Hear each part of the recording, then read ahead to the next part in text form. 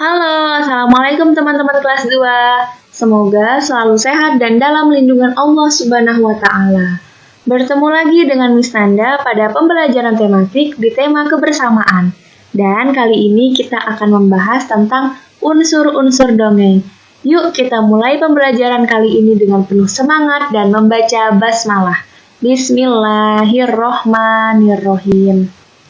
Tujuan pembelajaran kita hari ini yaitu menyebutkan dan menuliskan tokoh, menyebutkan dan menuliskan latar, dan menguraikan dan menulis pesan. Unsur-unsur dongeng. Tema, lalu ada alur, ada tokoh, latar, dan juga pesan. Yuk kita bahas satu persatu dari unsur-unsur dongeng yang ada di sini. Yang pertama ada tema. Tema merupakan gagasan atau ide cerita dongeng, misalnya tentang keluarga, persahabatan, atau kerajaan. Apakah kalian masih ingat tema apa pada dongeng yang kita baca pada pembelajaran sebelumnya, yaitu dongeng hewan hutan bertanding tarik tambang? Apakah tentang persahabatan atau pertemanan?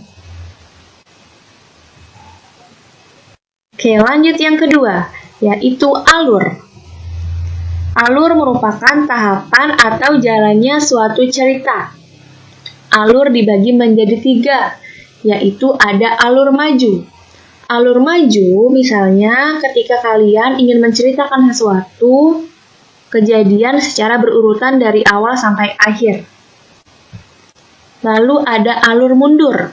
Misalnya ketika kalian ingin menceritakan tentang diri kalian, lalu kalian menceritakannya sesuai dengan diri kalian sekarang, setelah itu kalian mengulang kembali yang telah terjadi di masa lalu.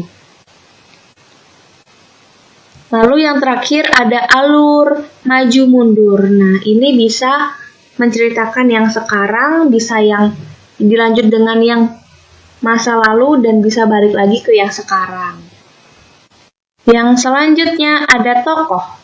Tokoh di sini yang berperan dalam dongeng dan mempunyai watak dan sifat tertentu.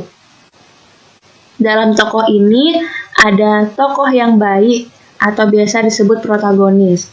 Dan tokoh baik ini misalnya seperti jujur, rendah hati, cerdik, pandai, mandiri, dan suka menolong.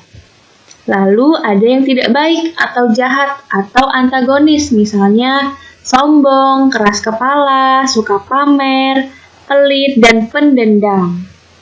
Nah, ketika kalian ditanya bagaimana sikap dan perilaku atau watak dari tokoh yang ada pada dongeng sebelumnya, kalian bisa menjawab, misalkan tokoh tersebut adalah baik. Kalian harus bisa menjelaskan baik di sini seperti apa, misalnya jujur, rendah hati, atau suka menolong.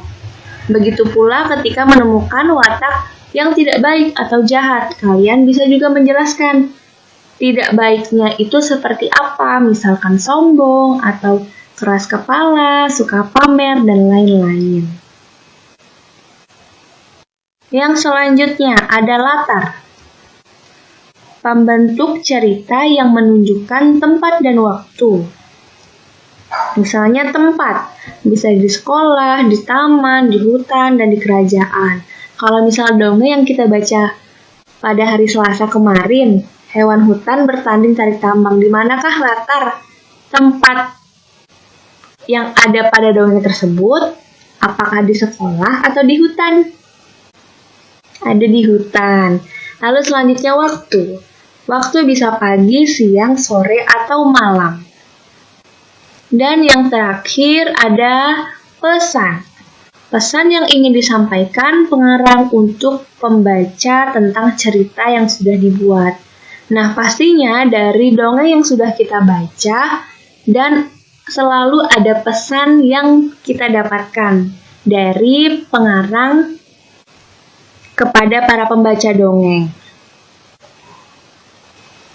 Dan sekarang, ayo membaca dongeng tikus, monyet, dan merpati bermain bersama di buku tematik 2G halaman 98. Selanjutnya, kita menjawab pertanyaan yang ada di halaman 99. Jika sudah selesai, silahkan difoto, lalu diunggah ke Edmodo.